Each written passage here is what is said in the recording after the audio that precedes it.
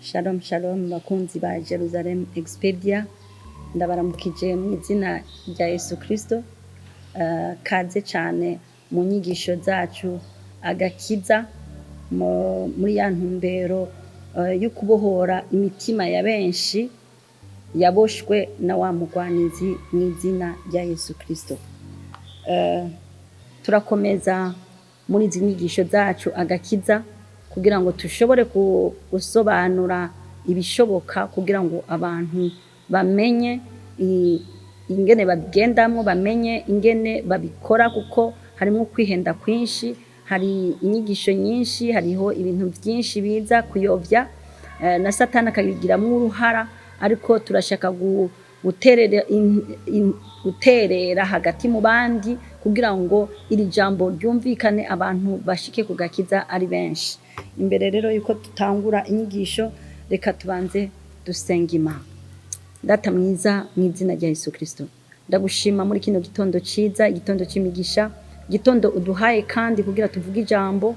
Mwami mwe yera tumuhashize ku gikorwa kugira bari we yivugira muri twebwe, ntabari twebwe ariko izina ryawe rihabwa icubahiro. Ndasenze, amen.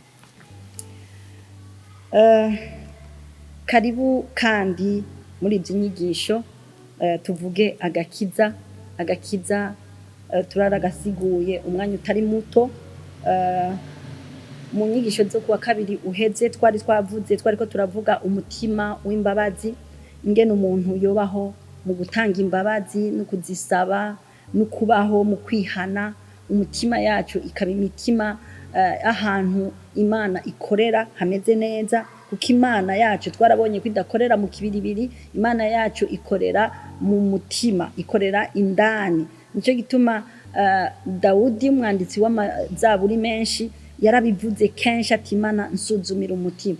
Natwe imitima yacu igihe cyose tuyisuzumishe kugira ngo Imana ibandanye gukorera muri twebwe ibyo yateguye gukora ngaha ku isi, kuki Imana itishize ku mugaragaro, kuki Imana tutayibona ahaboneka, tuyizi ariko kwibaho kandi tukayizera tukayimenya. Nuko hariho ibintu ikorera mu mwana w'umuntu bikagaragara ko hariho Imana. Imana rero ntitwohakana n'abatizera Imana nk'uko tuyizera, ariko barazi ko hariho un être suprême, hariho ikintu kiri hejuru ya byose. Nuvuga ngo ico rero niyo Mana, iyo iyitaboneka, iyikorera ahataboneka. Ariko mu mukristo twamenye yuko umukristo Imana yaje kutwiyereka, kandi yari yabanje kurema mu ntango, irarema umwana w'umuntu ngo base agira ishusho yayo. Ariko umwana w'umuntu arapfa, apfuye Adamu arapfa, arakoroka, arava ku Mana. Ikirondera rero byikora, ariko gakiza ndiko ngerageza gusubira kuvuga agakiza, ingene Kristo yaje kugira ngo adusubize mu murongo. Rero kugira tubeho ubwo buzima bwari bwaratakaye, dusubire tububeho mu bwiza, tububeho mu mategeko y'Imana uko Imana ibishaka. Ni ibintu byinshi rero dutegetswe gukora. Nivyo turiko turavuga rero, turagerageza gushira ku murongo muri uno mwanya, muri kino cigo. Twaravuze rero umutima ngene dutegetswe kugira umutima uciye bugufi, umutima w'imbabazi n'impuhwe n'ikigongwe, kugira ngo Imana ironke ahikorera, kuko Imana ikorera muri twebwe indani. Rero uno munsi nshaka tuvuge ko ibyiyumviro birafise uruhara runini cyane ku kuntu umukristo ategerezwa kugenda mu byiyumviro. Rero ibyiyumviro bifise intumbero nyinshi, ni ibyiyumviro by'ubwoko bwinshi. Rero ngomba mvuge ubwoko bw'ibyiyumviro dushobora kugenda dufise muri twebwe kugira dushobore kugendera mu gakiza k'Imana, mu ntumbero Imana ishaka ko tugendamo. Rero ibyiyumviro by'umwana w'umuntu birashobora kuba ibyiyumviro byuzuye Imana, cyangwa bikaba ibyiyumviro byuzuye isi, byuzuye Satani, byuzuye ubugunge, byuzuye ishano. Rero nico gituma umukristo ategerezwa kwigengesera, akagira ibyiyumviro byuzuye Imana, byuzuye ibintu byiza by'Imana. Rero ni ingene n'ubundi dutwara imitima yacu, ni ibintu tubika mu mutima yacu. Ivyiyumviro rero birashobora kuba ari ivyiyumviro bizananya ahandi canke bivuye muri wewe nyene. Ni twebwe dutegerezwa kwikontorora, kuko hari ijambo rivuga ngo naba rimwe mwisuzuma naba rimwe mwiraba. Rero ivyiyumviro rukristo ni ivyiyumviro bifatanye n'Imana, bifatanye n'ici ijambo ry'Imana rivuga, nico Kristo yaje gukora muri twebwe, nivyo twiyuzuza. Dutegerezwa gukora cyane ku kintu citwa ivyiyumviro. Rero muri ivyo vyiyumviro ndashaka kuvuga ibintu bikuru bikuru dutegerezwa gushimikirako kugira twiyumvire, hanyuma tugume muri uwo murongo w'agakiza Imana idushakako. Ikintu ca mbere nyamukuru dutegerezwa kubanza kumenya, tubanza kumenya mu vyiyumviro dutegerezwa gushira muri twebwe, dutegerezwa kubanza kumenya icuri kikuzura mu vyiyumviro vyawe, icuri nico ufise. Icuri niho ucumenya ingene ubigendamo, niho ucumenya ivyo ingene wifata. Iyo uzi icuri ucumenya ngene uvuga, ucumenya ngene ugenda, ucumenya ngene aho ivyo ukora n'ivyo udakora. Iyo uzi ico ufise naho nyene ucumenya intumbero wiha. Reka tusome muri Yohana injiri ya Yohana igice ca mbere umurongo wa 12 na 13. Havuga ngo ariko abamwakiriye bose yabahaye ububasha bwo gucika abana b'Imana, nibo bizeye izina ryiwe, nibo batavyawe n'amaraso canke n'ukwifuza k'umubiri canke n'ukwifuza k'umugabo, ariko bavyawe n'Imana.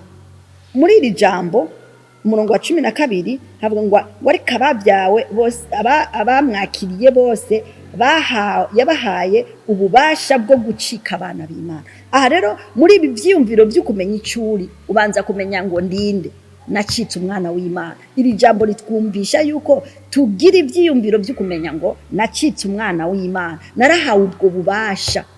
Aha tuca twinjira cyane rero dusigure igituma abantu benshi bazi ko ari abantu b'Imana. Aha abantu bose bibona bazi ngo n'abantu b'Imana, kandi mu by'ukuri niko byari kuba bimeze iyo Adamu adakoroka, iyo Adamu adapfa ngo avane n'Imana. Twese twari abantu b'Imana, twari abana b'Imana. Ariko uno munsi si twese turi abana b'Imana, si twese twahawe ubwo bubasha, kuko hari ahantu twakorokeye, hari ahantu twapfuye. Adamu yarapfuye umunsi avana n'Imana akarya kuri ca giti, yarapfuye. Apfuye rero hariho systeme Imana yacishiraho, ariko ariyo yakagakiza yacishiraho isysteme y'ukuzana umwana wayo kugira ngo uzomwakira, uzomwizera, mukurikira akamwakira, aca asubira muri ya foroma yo kwitwa umwana w'Imana. Ariko si bose rero ari abana b'Imana. Abantu benshi ngaha kwisi bazi, umuntu wese yomubwira ngo je Imana irankunda kandi ndi umwana w'Imana, kandi ndazi ko Imana imbona. Niyo umuntu apfuye akagira ngo Imana imwakire mu bwami bwayo, ariko si igihe cyose abo bantu bagiye, cyangwa abantu bari ngaha kwisi si abantu bose ari abantu b'Imana. Ndabisubiyemwo kuko abantu benshi barihenda, bakihenda cyane ngo nabana b'Imana. Abahawe ngo ariko abamwakiriye bose yabahaye ububasha bwo gucika abana b'Imana. Nabakiriye Kristo, nabamwakiriye nk'umwami n'umukiza, bakamwizera, bakabatizwa, bakakira mpwemu yera, abo nibo barekuriwe bonyene kwitwa abana b'Imana. Nukuvuga rero mu vyiyumviro dufise turazi ico turi abana b'Imana. Abamwakiriye bose barazi ko ari abana b'Imana. Ariko abo ni bande rero? Nabavutse ubwa kabiri. Tugiye mu Bikorinto ba kabiri igice cya 5 umurongo wa 17 niho havuga ngo nuko rero umuntu wese iyo ari muri Kristo aba ari caremwe gisha, ibya kera biba bihise, byose biba bicitse bishasha. Bavuga ngo utamwakiriye, umuntu ari muri Kristo, utari muri Kristo Yesu, utamwakiriye ngo ahinduke acikikiri icaremwe gisha, ntararekurirwa kwitwa umwana w'Imana. Nico gituma abantu benshi mu vyiyumviro byabo ndiko ndavuga rero dutegerezwa kugira ivyiyumviro by'ico turi n'ingene dutegerezwa kubigendamo. Nubwo abantu benshi barihenda ngo nabana b'Imana kandi batarashika kuri urwego rwo kumwakira ngo bahinduke bacike ibyaremwe bacike ibyaremwe bisha, hanyuma ibya kera bimwe Adamu yapfa bya bindi Adamu yabakwegeramo babanze babikire, babanze babivemwo, babanze babihebe, hama bagaruke mu yindi façon, bagaruke mu yindi shusho Kristo azobaha, akaba muri bo, akaba ari abahindurira ubwo buzima, bakaca baba ibi byaremwe bisha, bya kera bikaba biraheze, ibindi byose bica biba bishasha. Inyuma yo kwakira Kristo nk'umwami n'umukiza uvutse ubwa kabiri, niwe wenyene yarekuriwe kwitwa umwana w'Imana. Rero abantu benshi barakwiye kuva mu kutamenya, barakwiye gutandukana n'ivyo vyiyumviro byo kwibwira gusa ngo kubera navutse ndi umuntu, akabona nuriya n'umuntu bose bakabona n'abantu bakaca babitiranya.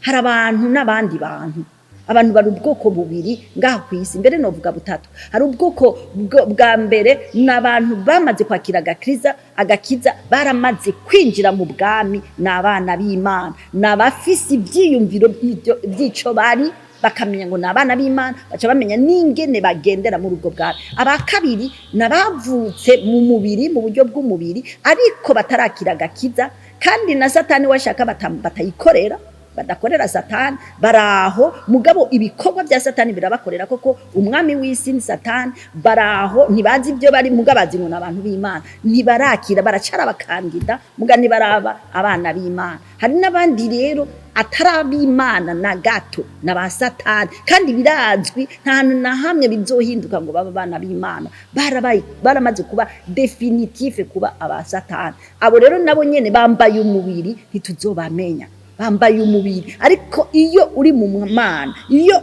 wamaze kumenya icuri, abo bantu urabamenya, kuko tuzobamenyera kuki? Ngo tuzobamenyera ku byo bama, tubamenyera ku byo bama. Ab'Imana turabamenyera ku byo bama, n'abasatani turabamenyera ku byo bama, n'abakira bakandida turabamenya kuko baba bari hagati na hagati. Rero nukugira ivyiyumviro rukristo, nukubanza ukamenya ndinde ndi umwana w'Imana, narahawe ubwo bubasha bwo gucika umwana w'Imana. Byari igihe nakira Kristo, ndi muri we, ndi caremwe gishasha, ibya kera byarahise, ibintu byose nibishasha kuri jewe, byose nibisha. Ninjiye mu buzima budananirwa, ninjiye mu buzima bwo hejuru. Rero maze kumenya ico ndi, camenya n'ico mfise iki. Umurongo wa 13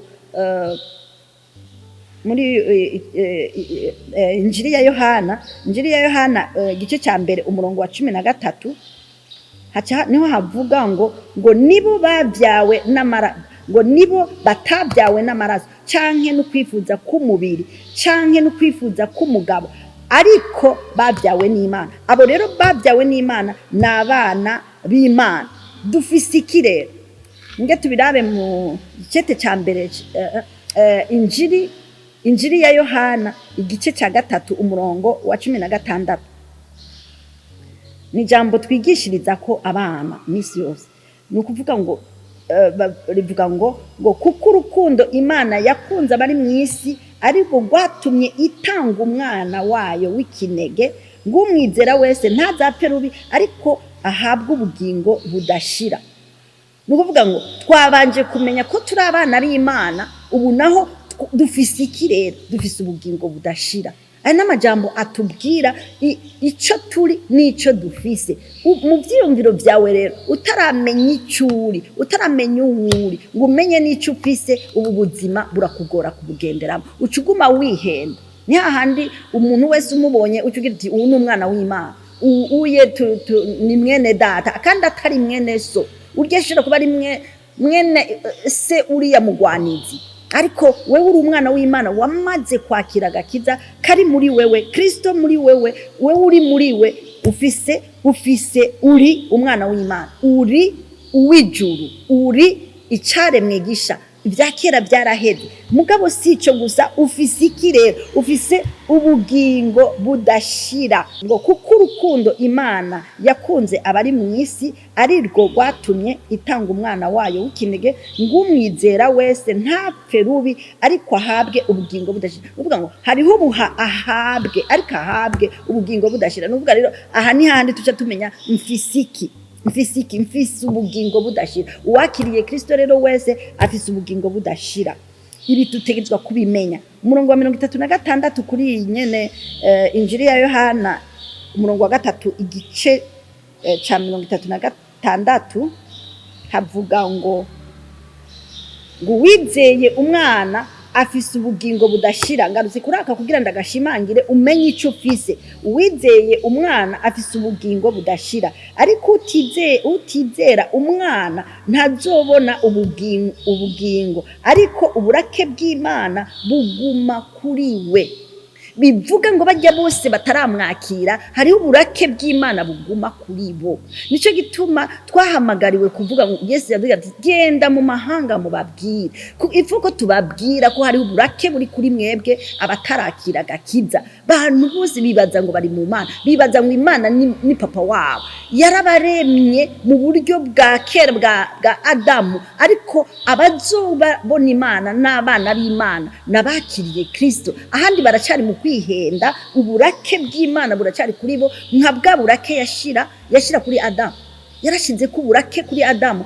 igihe yamenya ko yakorotse ari yariye kuri ca giti kimenyekanisha iciza n'ikibi Imana yarashize ku burake kuri Adamu ituma abamarayika kumukura muri irya tongo rya Edeni mubwira ati mukureyo mushiburire mwisi kandi isi izomubera igihanda izomumerera amahwa izomumerera ibitovu n'amahwa ngo kandi azorya ngo abiza kuya nico gituma Imana yaramanuye uburake kuri Adamu igihe Adamu yakoroka nuvuga rero hari abantu bakibayeho burya buzima bwa Adamu bwo gukoroka uburake rero bw'Imana naha iri jambo rica ritubwira muri Yohana igice ca 3 umurongo wa 36 havuga ngo ariko uburake bw'Imana buguma kuri we uwatakiriye ubuzima budashira ubugingo bw'Imana utarabwakira wese aracaba mu burake bw'Imana reka turabe icete ca mbere ca Yohana naco ingene babivuga ico turi nico dufise umurongo wa 12 naho havuga ngo ufise umwana wayo niwe afise ubwo bugingo udafise umwana w'Imana ntafise ubwo bugingo biri presi n'ibintu biri noir sur blanc biranditswe yabivuze akoresheje abantu benshi yabivuze aciye ahantu henshi kugira abantu ntibazokwibaze ngo ntibabimenye ntibabibariwe rero uwakiriye Gakiza niwe yakiriye umwana ufise umwana wayo w'Imana niwe afise ubwo ubugingo budashira rero bwa bugingo budutuma kubaho ibyiza by'Imana bidutuma kumera nk'Imana budutuma gusubira muri ya shusho y'Imana tukaca tumenya ico dutekeye indani ko dutekeye ubumana bwose tudategezwa kwihenda ngaha kuri inosi n'ingene turiko turagenda kuko tugenda tujuragirika nico gituma abantu bibananira gutandukanya uwakiriye Gakiza n'utamwakiriye kubera tubayeho ubuzima busa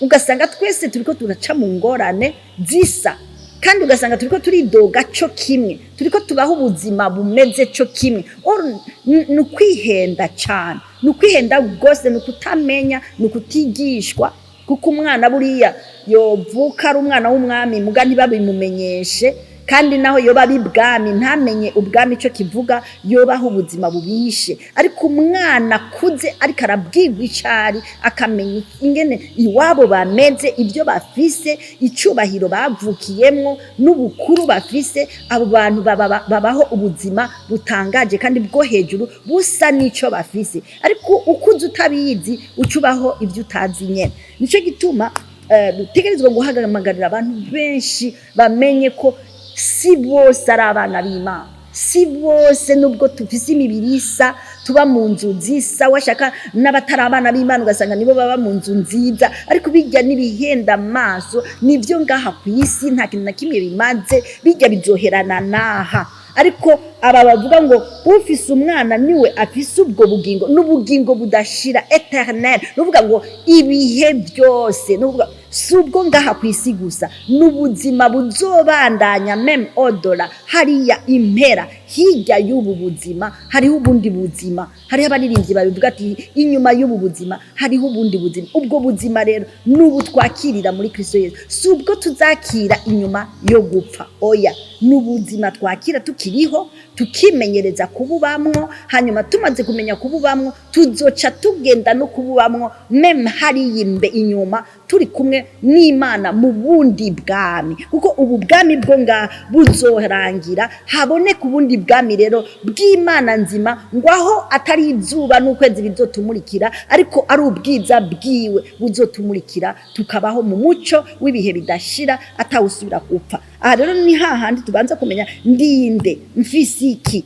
ndi umwana w'Imana, mfise ubugingo budashira. Iki ni ikintu umuntu wese wo mu Gakiza ategerezwa kumenya. Rero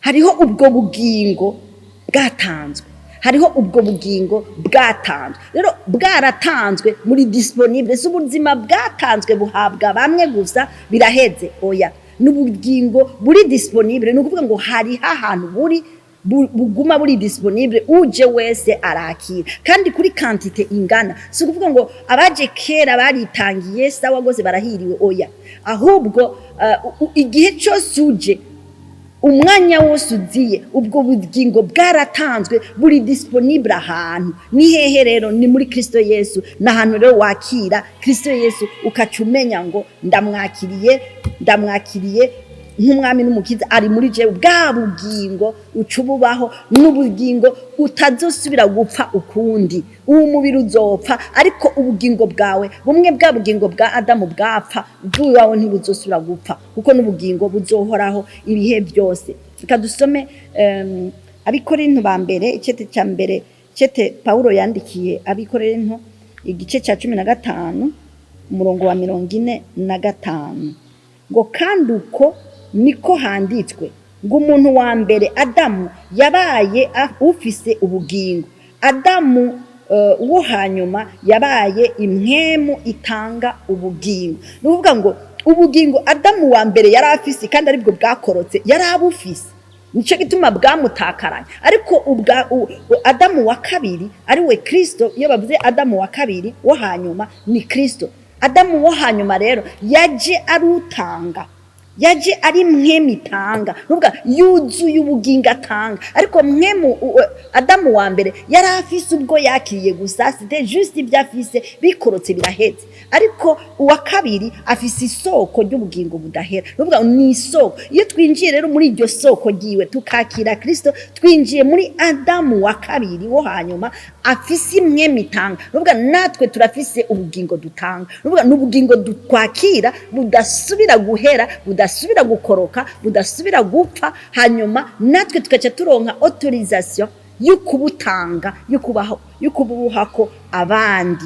Ibi turaza kubiraba nitwashobora kuhashika ingene tubutanga, ariko tubanze tumenye ngo n'ubugingo dufise. Ubu bugingo rero dufise tubugengese, tubwakire, hanyuma tumenye n'ingene tubukoreramo. Nuvuga ndinde, mfise iki, ndi umwana w'Imana, mfise ubugingo. Reka turabe Yohana nawe, cete cya mbere cya Yohana igice cya 5 umurongo wa 13. Umurongo wa 13 ngomba kubishimangira rwose, nico gituma mvuga aya maverse menshi. Ngo ufise umwana wayo niwe afise ubwo bugingo, udafise umwana wayo ntabwo ntafise ubwo bugingo. Hari hano nabisomye, ariko kubera ikindi agisubiyemo nukugira ngo umenye ngo n'ubugingo bwatanzwe. Nako nsigura igituma ari ubugingo bwatanzwe buri disponible, buri ahantu kandi butazoshira, ni isoko. Ni hahandi mu kigwa duheruka twavuze ngo nuruzi ruva ngo rutoboka ngo wahera ho mu rushengero, ngo kandi aho ubwo ruzi ruca ngo ibintu byose bigenda birakira, ngo n'ibyanyogomba biri mu kiyaga ngo aho ubwo ruzi rushitse ngo bica biba bizima, bica bironka ubuzima. Ngo hakurya no hakuno y'ubwo ruzi ngo hari ibiti, ngo ibiti byo ngo ibiti ngo vyama ngo rimwe ngo rimwe ku kwezi nuvuga inshuro 12 ku mwaka kandi ngo amababi yabyo ngo ni umuti w'amahanga bivuga rero ivyo biti biteye hakurya no hakuno nitwebwe duteye twakiriye ubwo bugingo nitwe duteragiye muri ubwo bugingo tuca twama n'amababi nuvuga ngo nta kantu na kamwe kacu kava kuri twebwe n'agashatsi n'ugwara nimwe muduhema zirafise ico zitanga zirafise ico ziriko zirakora nta kintu na cacu na kimwe gikorokera hasi nico gituma ababizi bo mwisi usanga bakoresha n'ibintu byacu kugira ngo baronke ingene bo turoga cyangwa ingene bo dushikira ariko ntibikunda kuko twebwe turi ahantu duteragiye atakintu na kimwe gishobora kutugira ko ingaruka nimwe naha rero tuje tuvuga ngo ufise umwana niwe wenyene niwe afise ubugingo ubwo bugingo udafise umwana c'est précis utarakira Gakiza ntabwo bugingo afise kandi si umwana w'Imana ifuko tumenya rero ko abantu bareke kwihenda ko bakubwira ati je ndinjira mu ishenge ndasenga vrai kandi ndisondesha kandi ndakora ndatanga ndafise ingene nja gufasha abagwaye nja kukoza abagwaye ndafise ingene mbika ibintu ngashira abantu bo kwibarabara ndakubwiye ivyo vyose uri kurakora ni waba utarakira umwana w'Imana ngo wakira Gakiza uri kukorera mu busa kuko hariho ubugingo wewe uri gukora nturi gukorera ubusa reka ndakarektivye nturi gukorera ubusa uri gukorera isi muga mu Mana uri gukorera ubusa kuko mu Mana nturashikayo uracari muri kwa gupfa kwa Adamu uracari muri babandi bakorokanye na Adamu bakiriko baravyagwa mu buryo bw'umubiri kuko twabwiwe yuko ab'Imana atari bajya bavuka mu kwifuza k'umugabo no mu mubiri arabavyawe n'Imana rero utaravyagwa n'Imana kuvyagwa n'Imana rero niki nukwinjira muri Kristo Yesu nukuvuka ubwa kabiri umukristo rero afise ubwo bugingo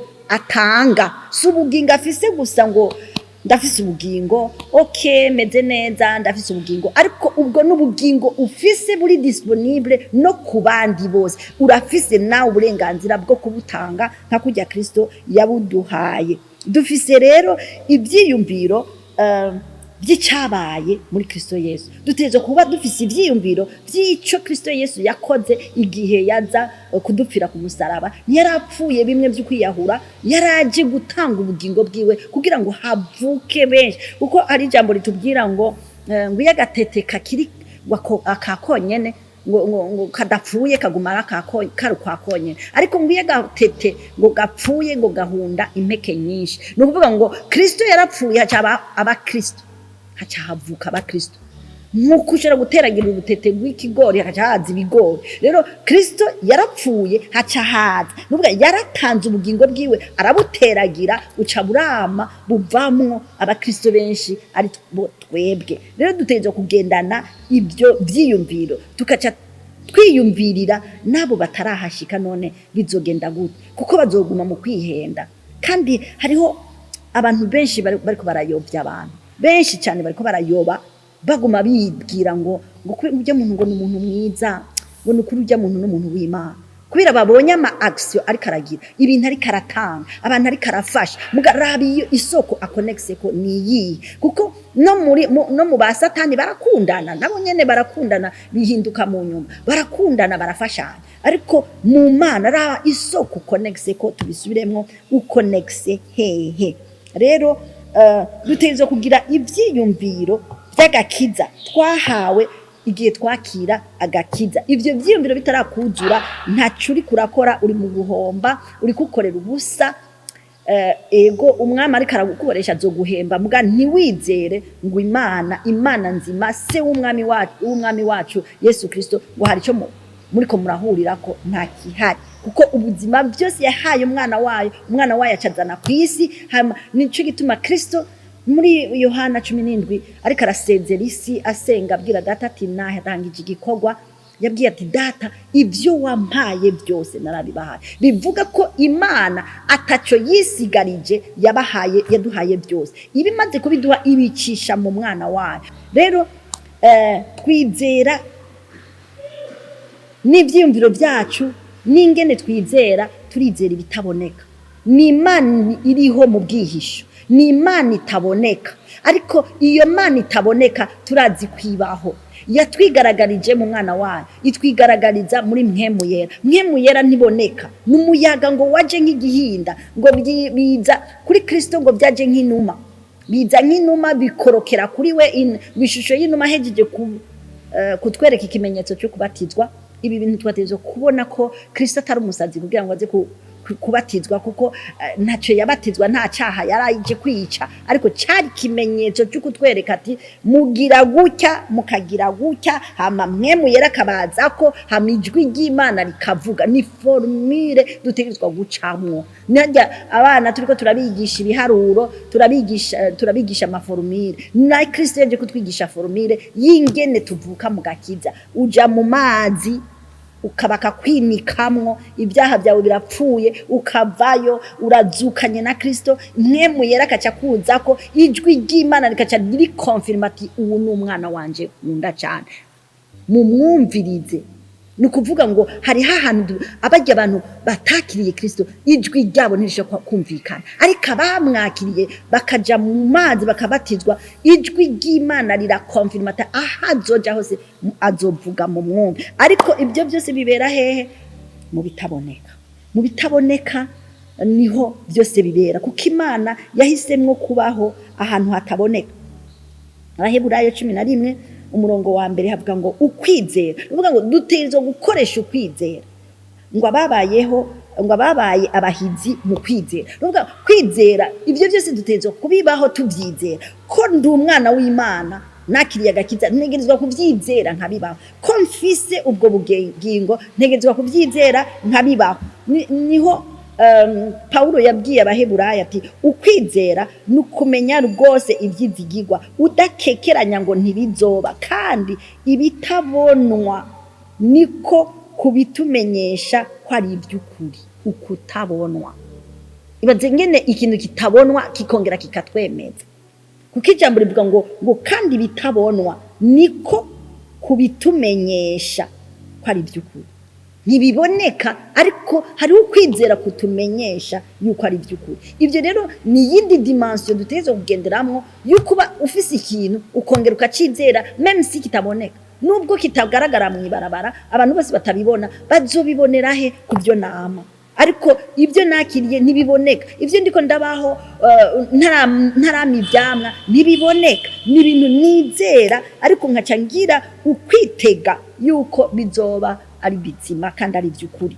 Rero dutegerezwa kumenya yuko tudatezo gufatira ku kantu ngo ntabibonye ngo binyereke, ngo nyereka. Ntari ibintu tudashobora kwerekana, ariko ari byo by'ukuri. Ko Kristo ari muri jewe sishobora, naho boza abaganga bazi kopera ntibashobora kopera ngo bambonemwo Kristo. Nta mwemu yera bazobona hitumbere, ariko mu kwizera kwanje Kristo aranyuzuye, ntakiri na jewe maze ni Kristo muri jewe. Kwizera rero ni ibintu bitegerezwa kudushikana kubaho ubwo buzima bogaboga muri twebwe, kandi tukamenya ngo turabufise, kandi tukamenya ico turiko turi abana b'Imana. Tumenye rero ko dufise ubwo buzima, tumenye ko tutegerezwa kubugenderamwo n'ubuzima bw'Imana bwatanzwe, kandi turabufise.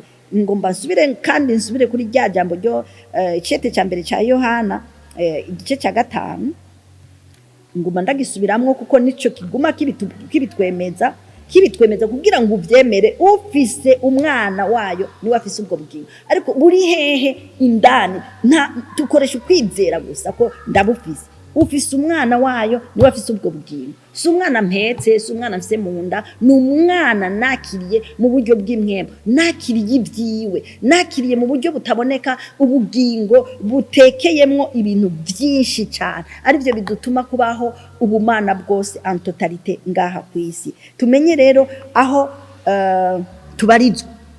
Twamaze kumenya ngo ndi umwana w'Imana, ndafise ibibogaboga muri Kristo, nibwo bugingo budashira. Ariko mbarizwa hehe rero? Ivyiyumviro vyahondi, ivyiyumviro vyaho noperera, ivyiyumviro vyaho nkorera, ntegezwe kubigira. Nabanje kugira ivyo aho mfise, aho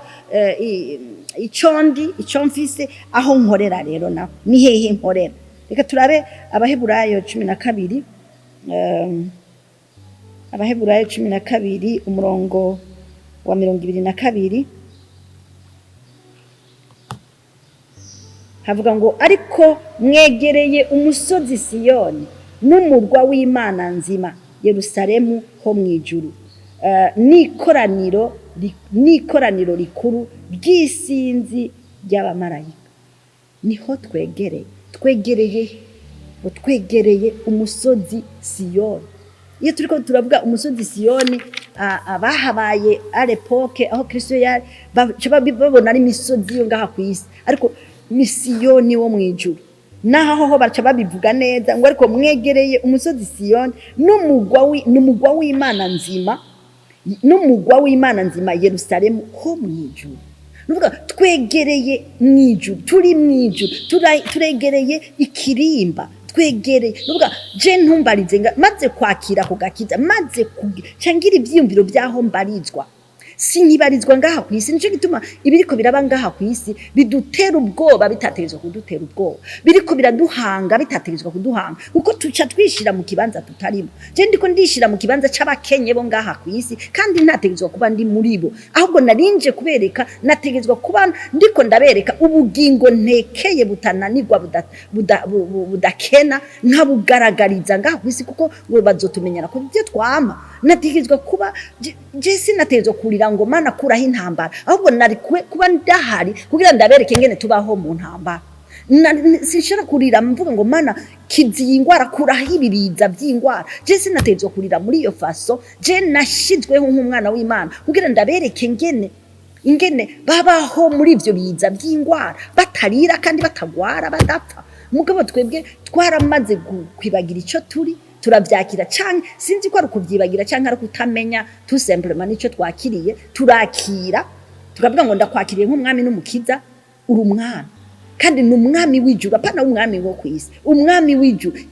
Niyo dusenga tuvuga ngo Mana iturekurire kw'imvura canke iturekurire kw'imigisha muga ivahe mwijuru. Natwe twegereye uwo mugwa niho turi, twategezwa kuba twebwe ari twe turizanira abandi ahubwo kuko twe twacitse Kristo, twacitse abana b'Imana, nitwe twategezwa kubigabura, nitwe twategezwa kubizana. None niyo umuntu akoreshejwe akantu na gato ikintu gisanzwe kiri muri ubwo bugingo akagikoreshwa ngaha kwisi baca bavuga ngo yakoreshejwe n'amadayimoni, yakoreshejwe na Satani. Na Kristo ariko aragenda ngaha kwisi akiri karatwereka ngene tubigendamwo, ari kumwe n'abatumwa baragiye yirukanye umudayimoni, igitero cy'umudayimoni kiri mu muntu atamuntu numwe yari yigeze bishoboka ko yo mushobora ngo cyari igitero, yari region iri muri we, ngo igitero kiri muri we, ngo aravuga ngo abwira ngo ni mumuvemo, ngo muri bande kirivuga ati turi igitero, ati muvemo. Bica bisaba kuja mu ngurube ngw'ingurube ibihumbi byikubita mu kiyaga. Nuvuga ngo ubwo bushobozi nibwo natwe dufise, yari karabibereka. Ariko igihe yahejeje kubikora baramwirukanye mu gisagara bavuga ngo akoreshwa ngo n'umukuru w'amadayimoni. Aracara nababwira ati mbega dayimoni yo kwirukana yindi no ubwami bwisambuye bwo babupfuye. Rero aha hantu turakeneye kumenya ico twakiriye burya bushobozi Kristo yari karakoresha ngaha kwisi, kandi yatweretse byose mu madomene yose, yaratweretse ngene babigenda. Ariko turacari ko turarira kandi tuzi ico turi, ndi umwana w'Imana, ndafise ubugingo kandi atari ubugingo mfise bw'iwanje gusa, ni ca giti cama hama n'amababi yacu akaba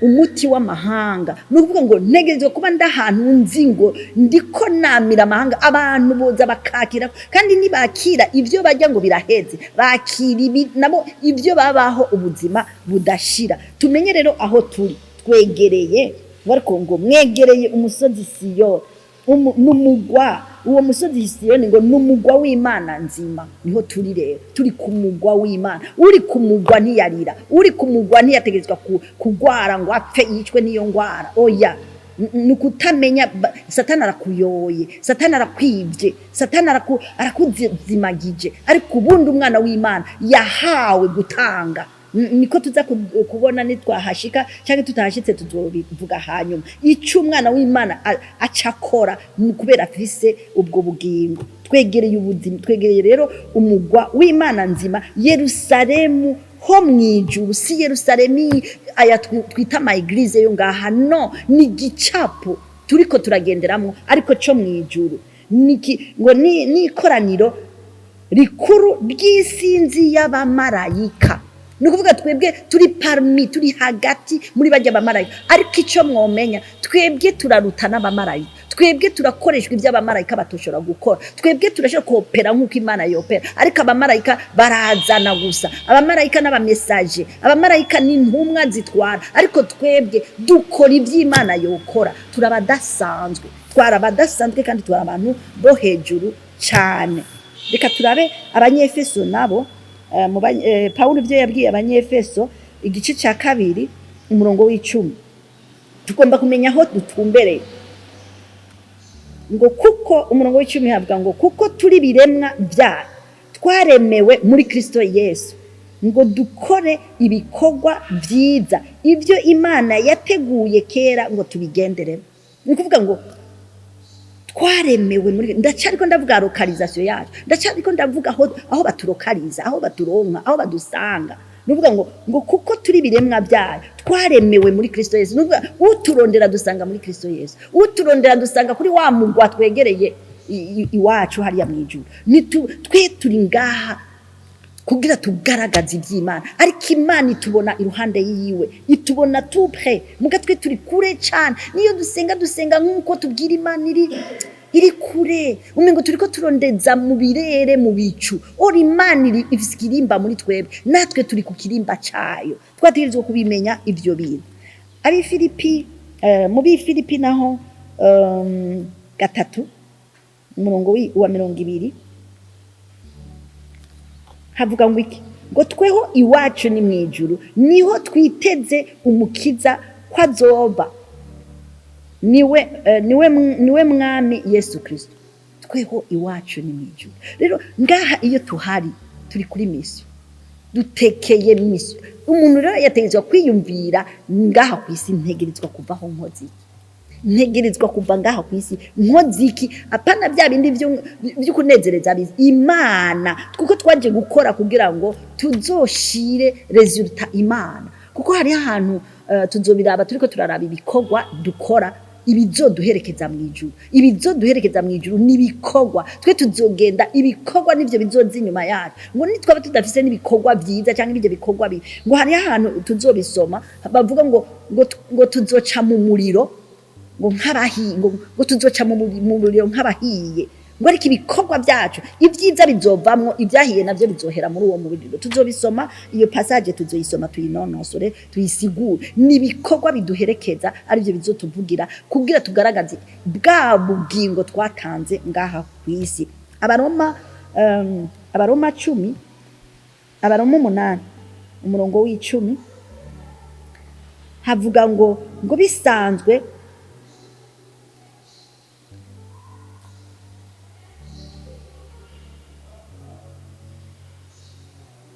havuga ngo bisanzwe Kristo ari muri mwebwe, ngo bisanzwe Kristo ari muri mwebwe, umubiri uba upfuye kubw'icyaha, ariko impwemu ni nzima kubwo kugororoka. Nuvuga ngo aha anagashizemo kugira ngo tumenye ko Kristo iyo ari muri twebwe, Kristo yamaze kuba muri twebwe, tuba turi abandi bantu, ntitukiri babandi bamwe abantu ba mugabo aba muri twebwe jya ngo bisanzwe Kristo ari muri mwebwe, umubiri ubupfuye kubw'icyaha, ariko mpemu n'inzima kubwo ukugororoka. Nuvuga ngo hari ahantu dutegerezwa kumenya turi bande, turiko tugenda gute, tutegerezwa kumenya ibyo tugaragaza ngaho isi. Tureke kuguma kompara na bariya bariko bakora gutya, babigenjeje gutya, natwe tubigenze gutyo. Bariko bagenda muri iyi façon kandi byaciye biba ukaje gukoporora ibyo abandi bakoze. Wowe uri model unique, uri model imwe ngaho ku isi. Icyo watekeye ni iki wawe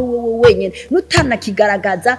Imana izogusaba itaranto ya taranto ya wayigwijije iki, wayikoresheje iki, wabyaye zingahe. Hari abazomusubiza ati je narabitse nta kintu na kimwe nakoresheje, abandi nabati twarazigwijije ibyo twungutse, acagira ati mushumba mwiza, mukozi mwiza, mwana mwiza, bakumpere nawe baguhembe bingana n'ibyo wakoze. Raba rero ibyo tuzohembwa nitwashika mu ijuru. Rero aha turacari muri localisation yacu ngaha kwisi. Ijuru rero si nyuma y'ugupfa. Aka kantu niko nashaka kuvuga. Ijuru si nyuma y'urupfu, kuko abantu niho batangura kwiyumvira iyo abantu baroye, iyo babonye umuntu apfuye. Iyo umuntu apfuye niho batangura kwibaza ati agiye mu ijuru cyangwa agiye kwa shetani nyene. Hari n'abatavyubahwa kubivuga, urabizi neza ko agiye kwa shetani, urabizi yahora ari umurozi. Mugabo nikibuza ko tuvuga ngo tukaririmba za ndirimbo zo mwishengero nyene tukabasezera neza kandi nta kibazo na kimwe. Mugabo iyo baroye hari determination natwe tuhagena, ariko Imana yo irazi iyo yerekeje, arazi neza ko atumbere y'Imana iri canke yagiye hariya. Ntitwe tubacira imanza natwe tubizi, Imana yo irabizi. Rero iyo Imana iri kiravuga ati ijuru, iyo turiko turavuga ngo ijuru si hariya inyuma y'urupfu. Ijuru nibyo tubamwo uno munsi, bivanye n'iki? N'ivyiyumviro byawe, n'icuri warakiriye agakiza, n'ivyiyumviro byawe rero ngene ubigendamo. Uriko woperera mu ijuru ngaha nyene kwisi, uriko woperera mu ijuru cyangwa uriko woperera kwa Satani, ni hamwe cyangwa ahandi, nta hagati na hagati. Na babandi bakira bakandida bo kuza ku Mana bariko boperera kwa Satani, ko nabami babiri si batatu. Hari ubwami bwe navuze ngo hari abantu ubwoko butatu bw'abantu, muga ubwo bwoko bubiri aba Satani pure, Satani nyene nabo kwa Satani. Hari n'abandi baje batarakira Kristo baoperera kwa Satani, mugabo baracara bakandida b'Imana, nibaraza gusa. Abo rero n'Imana ishaka itubwira ngo uzozana benshi kugakiza, bazokwakaka nk'inyenyeri. Rero turiko duharanira kuzokwakaka nk'inyenyeri, kuko dushaka kuzana benshi kugakiza. Ijuru rero ngomba ndakubwira ngo ijuru naha uribaho hanyene, hariya ni continuité, ariko ngaha niho duhera kubaho ijuru canke kubaho ukuzimu kwa Satani, kuko bivanye n'ibikorwa dukora. Ngo muzobamenyera ku byo bamwe baratubwira ivyamwa bya mpemu yera, ivyo mpemu yanka n'ivyo mpemu akora. Rero kandi ngo ivyo byose birahiganwa kugira kimwe nitwiganze, nidukora ivyo dushatse. Nuvuga ngo Satani ntashaka gukora ivyo ushatse, ukora ivyiwe. N'Imana nishaka gukora ivyo ushatse, ukora ivy'Imana. Rero ivyo bintu birahiganwa, ariko naho bihiganwa ni wewe ufise shwa, ni wewe ufise ihitamo. Imana nizoza kuguhitiramo, Imana irabishize ngabiri ngaho. Ushaka uraza, ushaka ntunza, nta nkoni azoshiraho, nta musunikana zo gushiraho. Ni wewe umenya ubwenge ukajayo, utanabumenye urahomvye. Rero ijuru naha bitangurira, dutangurira aha kwisi. Rero ni muri bya byiyumviro ndi mwijuru, kuko batubwiye ngo twegereye umusozi Siyoni, kandi irindi naryo rivuga ngo iwacu ni mwijuru. Nuvuga aha ndi ngaha ndiko nopera, ndiko nkoresha iby'ijuru, ndiko nkora nk'umwana w'Imana yicaranye na data, ariko akora iby'Imana ishaka. Mumbona ngaha, mutubona ngaha, abamaze kumenya Imana batubona ngaha. Mugaburiya hariho twebwe mu buryo bw'imwe twicaranye na data, twicaranye na papa imwijuru, kandi turi ndani muri Kristo Yesu. Kandi ibyo dukora nibyo tuvoma muri Kristo Yesu, nibyo ni bwa bugingo dutanga buva muri Kristo Yesu. Ubuzima rero bwacu nyakuri n'ubw'imwe, n'ubuzima butaboneka. Nyahandi rero twariko turavuga, turiko turigisha ubuzima bw'imwe, abana bakuze n'abana bagendera bakorera mu buzima bw'imwe. Satani akorera muri twebwe indani, nuko n'Imana ikorera muri twebwe indani. Rero ukuzimu kuri muri twebwe, n'ijuru riri muri twebwe, kuko byose turabikora. Iyo dushavuye ukuzimu kuravundurutse muri twebwe. Iyo turiko turihora, iyo turiko turaroga, abantu bakaja ngahandi bakaroga. Kuroga rero si bya bintu bafuruguta hariya, kuroga n'aka kanwa kacu kararoga. Ukabona umwana w'Imana uwicaranye na Kristo mwijuru aratanguye kuroga, ariko aravuga amajambo yo guteranya, kandi afise Kristo, yarakiriye Kristo. Nuvuga ukuzimu kurakuvundurutsemo. Rero iyo tutarahezanya n'ibikorwa byo ngaha kwisi, ndababwiye ntushobora kwizera 100% ko wewe uzokwegukira ijuru, kuko muri iki gihe turacyari terre ikoregwamwo n'ubwami bubiri.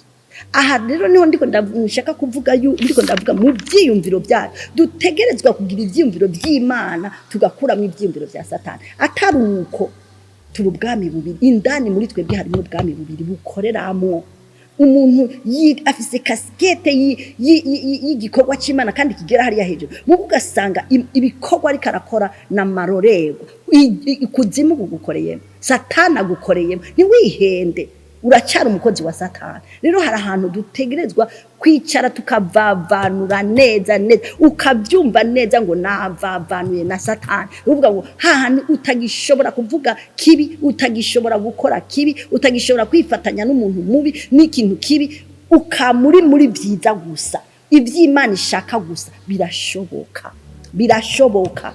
Ariko abazogucira imanza nufatanye n'abazogucira imanza, hari abazogucira imanza babibone muri ruhenga bakakubyita amazina, ivyo ntacyo bitwaye. Muga ntibive kuri wewe, reka bive kuri bariya babivuge, ntibizoca bigufata kandi bitari byo. Bazokubeshera na Kristo baravuga ngo nakana ko kwa Yozefu gakoreshwa na Zerbebu, baravuga ko akoreshwa n'amadayimoni. Muga ntibyamufashe, ntibyigeze bimufata. Natwe tuhagarara ahantu tureke gutwagwa n'amajambo batuvuga tugaca dusanga dukoze kibi, bariko badusunikira gukora kibi. Gumuhagaze wemye, umenye ngo uri umwana w'Imana, ufise ubugingo budashira, woperera mu ijuru, ufise imvugo y'Imana, ufise ubushobozi bw'ijuru bwo kurema, bwo kurandura no gukomvomvora, urabufise. Rero tutegerezwa kugera ahantu tumenya ko ijuru na Satani byose bikorera mu muntu, bifise ubwami indani muri twebwe hahandi hataboneka. Rero ntukabe uwo mu bwami bwa Satani, wabanze kwandikira Gakiza egukira ubwo bwami bwawe 100% kuko bibera indani. Ariko tubibonera hehe? Mu byamwa twama dufise. Rero kameremere k'Imana, iyo ufise kameremere k'Imana utegezwa kuopera nk'Imana, utegezwa gukora nk'Imana. Cyeti cya kabiri cya Petero umurongo wa mbere kuva ku murongo wa 3 havuga ngo kuko ubushobozi bw'ubumana bwayo bwaduhaye iby'ubugingo no kubaha Imana byose, tubiheshwa no kumenya neza uwaduhamagarishije ubwiza bwiwe n'ingeso ziwe nziza. Ibyo byatumye aduha ibyo yasezeranye by'akabura rugero bihambaye cyane, kugira ngo bibatere gusangira n'Imana akameremere kayo, mumaze gucika muva mu iborero ryazanywe mu isi no kwifuza. Petero yari karavuga ubu Kristo ingene buserukira mu ngeso zacu, nayo titre ngo ubu Kristo ngo buserukira mu ngeso zacu. Yari karavuga ingene dutegerezwa guserura ubu Kristo. Donc uwamaze kumenya ko ari umwana w'Imana, yamaze kumenya ko yoperera mu ijuru, ategerezwa guserurira ubu Kristo bwiwe mu ngeso. Ingeso nizo zidutuma guserura, ziserukiramwo agakiza twahawe. Nuvuga ngo rero dufise ako kameremere k'Imana niko katushikana kuri izo ngeso nziza, ngo kuko ubushobozi bw'ubumana bwaduhaye iby'ubugingo no kubaha Imana byose. Dufise ubugingo kandi ubwo bugingo tubufise kubaha Imana. Rero no kuvuga iki? No kuvuga ko dutegezwa gukoresha integralement kandi neza ingene ubwo bugingo bukora. Si ibintu duhabwa ngo tuce tubikoresha uko twishakiye, oya.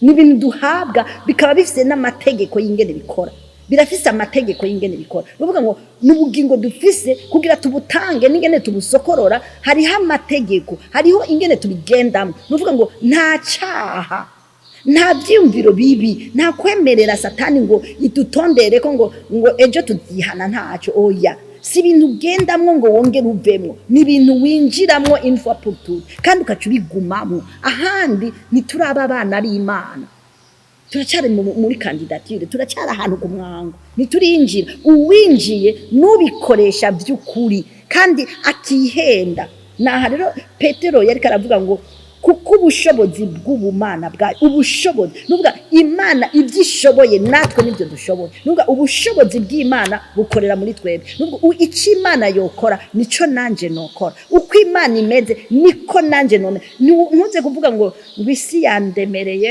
ngurana ngo isi yangoye ngurumva ngo nihenze ntushobora kwihenda kuko ubushobozi bw'Imana bugukoreramo ubushobozi bw'ubumana bwayo nuvuga ngo yaguhaye ubumana kugira ngo ube nkayo rero nta cyitwazo cyo kuvuga ngo ibi byananiye natemvye natsitaye nibikunda nuko utaramwinjiramwo neza kuko ni wabyinjiramwo ubwo bugingo nta hantu na hamwe ushobora kwihenda nta hantu na hamwe nibikunda ubushobozi bw'ubumana bwayo bwaduhaye iby'ubugingo no kubaha Imana byose kubaha Imana rero nukuyubahisha nugukora nkuko ishaka ko dukora nukugenda nkuko yabitegekaniye ngo tubiheshwa no kumenya neza waduhamagarishije ubwiza bwiwe n'ingeso ziwe nziza ninde yabiduhamagariyemo ni Kristo Yesu dutezwa kumumenya tuzi Kristo Yesu tukaba tuzi ingene yagiye ku isi wewe si Imana itaboneka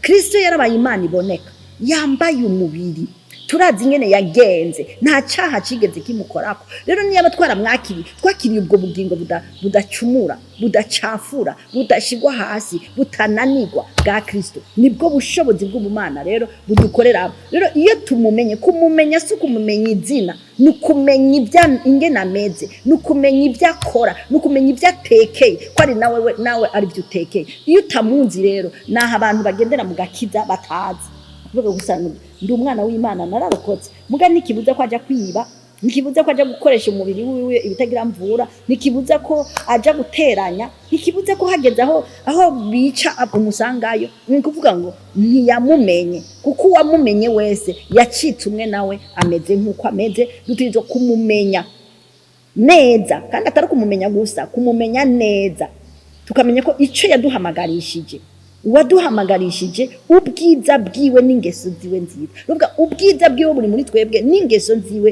nziza ibyo rero ibihe ibyo kumumenya ingeso ziwe ubwiza bwiwe kubimenya ibyo byatumye aduha ibyo yasezeranye by'akabura rugero yari yarabisezeranye Imana yari yarasezeranye kwizoha umwana w'umuntu kuba nkayo kumera nk'Imana bize ngo tureme umuntu ase natwe aganze arabivuga akwiza isi yose uvuga isi aho naho Imana itashikanye ibintu twari dufise uburenganzira bwo kubishikanaho rero ibyo byatumye aduha ibyo yasezeranye by'akabura rugero bihambaye cyane kugira ngo bibatere gusangira n'Imana akameremere aka kantu iyo ndakabonye kuko dufise twahawe kugira akameremere k'Imana kacura abantu ngene bagenda n'abafise Imana ingene bavuga nabo hejuru twari twibaza ko bagera hejuru cyane uravye ingene bavuga n'ingene bitwara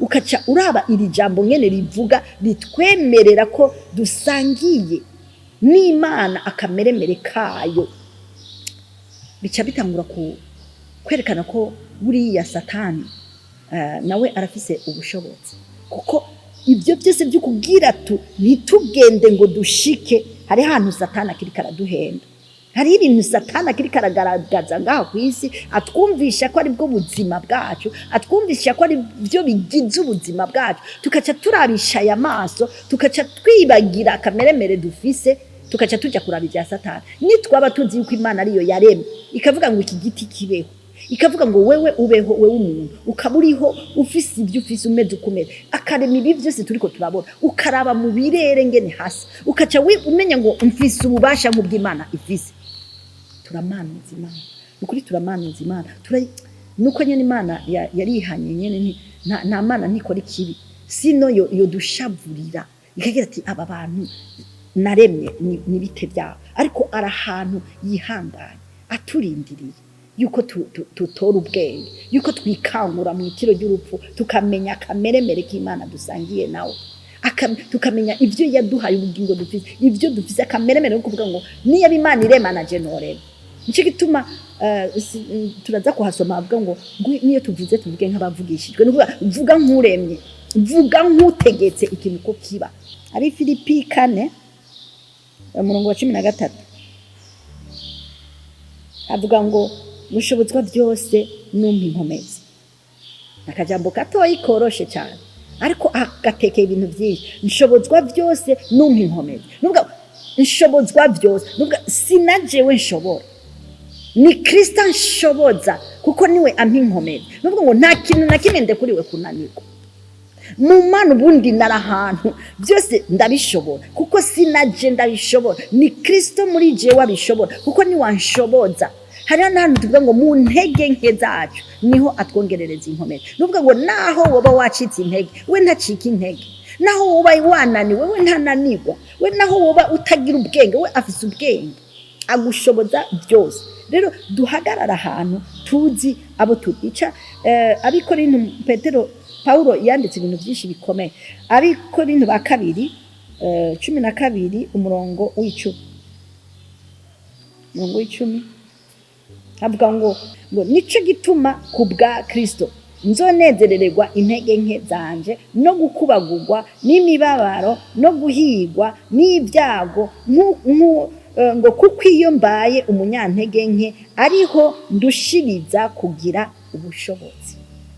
Ubwo bushobozi rero sindaburushirije kubera jewe nta ntege mvise, naho no kubagurwa naho noca mu byago ni Kristo acaza akaca hagarara nkawe muri jewe, mukabona ni jewe mugindani ndiko nshobozwa numpa inkomezi, niwe anshoboza, ni wampe izo nkomezi. Rero tumenye ibyo dushoboye, ntugire ngo je ntabyo nshoboye, nta nguvu mfise yo gukora bijya bintu. Shira Kristo ku gikorwa.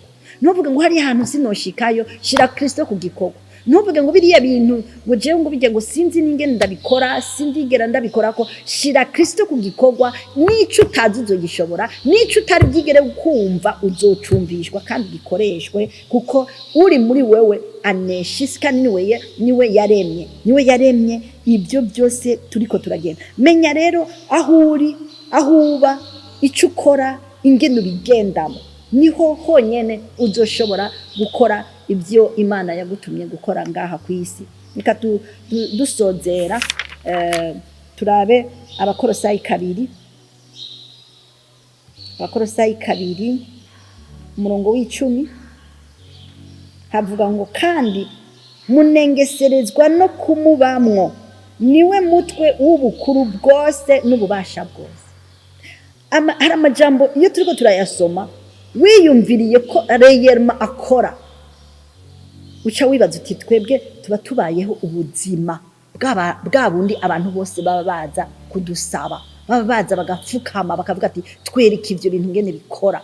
Ariko ndashaka ko umukristo dutangura kwiyemenyereza ubu buzima, n'ubuzima buri heyera, n'ubuzima buriho. Ariko kubera amananiza ya hirya no hino aho tubaye, baza kukubwira ngo ntacumaze, we uri umurozi, we uri umezuku, tukaca aho kubandanya dukora iby'Imana yashize muri twebwe, tukabanza guta umwanya turaba, twumviriza, dushira mu mutima, tukababara, tugapasuka n'ivyo bariko baratujija, n'ivyo bariko baratwita, n'ivyo bariko barabatiza amazina atagira mvura, tukaba turiko duta umwanya kuri ivyo bintu bariko baratubwira, aho kubandanya kwimenyereza ubumana. Kuko iri jambo rirakomeye kandi ni ry'ukuri, ni ryo kwizerwa. Kandi munengeserezwa no kumubamo. Ndanengesereye, none nengesereye umuyaga ubusa. Ubundi nateje kuba nengesereye bijya byose isi ikeneye, bijya byose umuryango wanje ukeneye, bijya byose ishengero rikeneye, bijya byose abantu bakeneye bari ku ruhande rwanje. Kristo ariko aragenda yaranengesereye gukiza ingwara, yaranengesereye kugaburira abagwayi, yaranengesereye ijambo ryo kubabwira ico bari, yaranengesereye gutegeka n'imiyaga n'ibiyaga agacecekesha amadayimoni, yarabinengesereye. Natwe turabinengesereye, tubikore. Tunengeserezwa no kumubamo, niwe mutwe w'ubukuru bwose. Abantu baniganira kuba bakuru. Hajya niyo umuntu agukuza mu kazi ni kugira je hejuru afate cya kibanda. Hajya niyo abantu bicana baba bashaka ko basokoroka baje hejuru. Ariko ntitwarinda kuja muri izo ngwano, twatezwa kuja muri competition yo kwakira Kristo no kumumenya, no kumenya ibyo atekeye, tukavyimenyereza. Ubukuru bwose turabufise, n'ububasha bwose turabufise bwose. Ngo n'ubukuru bwose n'ububasha bwose, nubwo nta na kimwe tutoshobora, kandi n'ubukuru bwo hejuru yo hejuru n'ubwacu. twarabuhawe ariko ntituriko turabugenderamo. Turashaka rero kubimenya tubigenderemo. Nico gituma turiko turabyigisha abantu bamenye bajijuke. Reka gufatana n'amajambo bakubwira, reka gufatana na societe ngeni kwita, fatana nuko ijuru kwita, fatana n'iki Imana yateretse muri wewe, kiri muri wewe muri Kristo Yesu. Kuko umunsi wa mwakira ni wakiriye umuyaga, wakiriye la realite y'ibi byose turiko turavuga. Byakozwe n'intumwa igice 17 umurongo wa 18 havuga ngo nuko ngo nkuko wantumye mwisi niko nanje nsomye Yohana 17 ariko naho nyene ni sawa. Nkuko wantumye mwisi niko nanje nabatumye mwisi. Nuga Kristo yaradutumye mwisi, Imana yatumye Kristo nawe aza kudutuma, yaradutumye kugira bishoboke. Dutegerezwa gusenga, tutegerezwa gusenga kuko turi ndani mu Mana.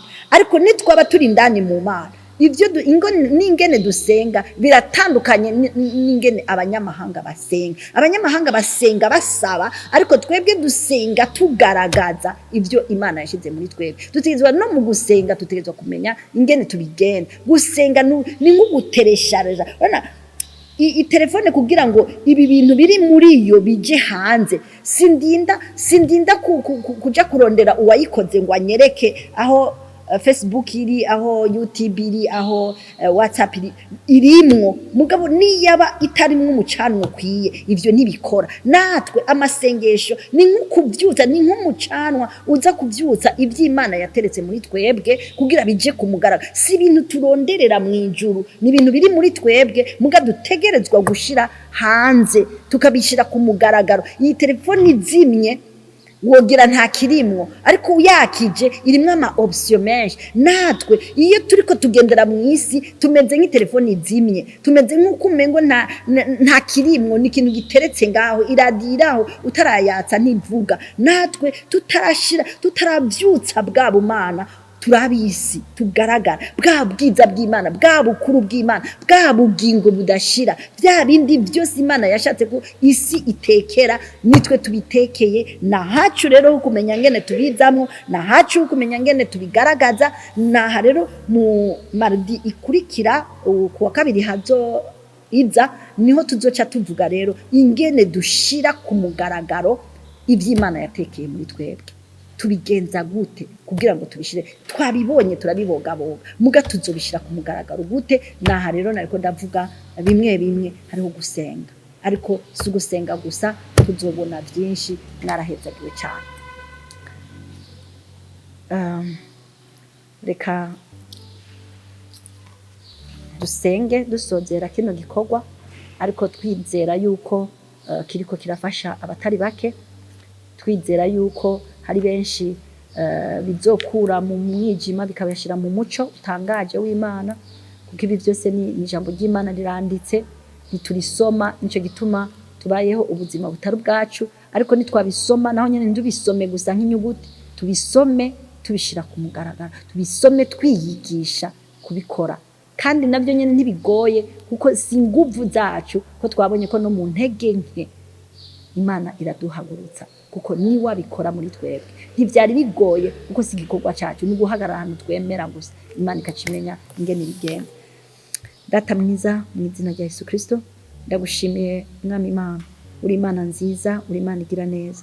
Iri jambo ntiribe ijambo girebanga, ribe ijambo ryuzuye ubushobozi n'ububasha bwa Mpwemu Yera. Mpwemu Yera aje kugikorwa, uriherekeze mu mitima y'abagiza kuryakira, kandi baryakirane ubugwaneza, kandi baryakire ku yindi dimension, kugira ngo mwami Imana bahinduke babe babandi washaka ko baba. Bagaragaze ubuzima wabahaye, bagaragaze ubugingo baronse, ivyo watekeye muri bo, ubwo bukuru n'ububasha buri muri bo babushire ku mugaragaro. Ibintu byose twahawe dutangure kwiyigisha kubishira ku mugaragaro. Tureke kubaho ubuzima butari bwacu ngo tuzokwicuze hari inyuma, ariko turashaka kugenda nk'abana bazi ubwenge, bafise intumbero, bazi n'ivyo bariko barakora. Ndabisenze mu izina rya Yesu Kristo, amen.